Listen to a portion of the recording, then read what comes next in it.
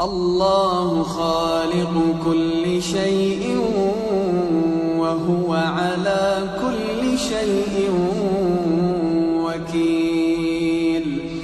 له مقاليد السماوات والأرض، والذين كفروا بآيات الله أولئك هم الخاسرون.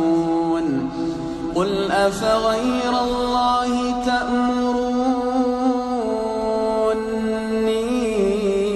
أعبد أيها الجاهلون؟ ولقد أوحي إليك وإلى الذين من قبلك لئن أشركت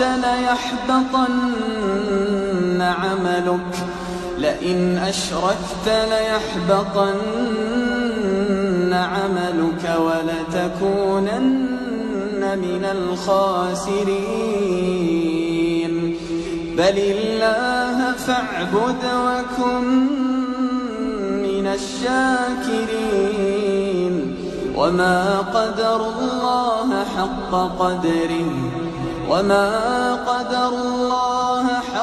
قدره والأرض جميعا قبضته يوم القيامة والسماوات مطويات بيمينه سبحانه وتعالى عما يشركون.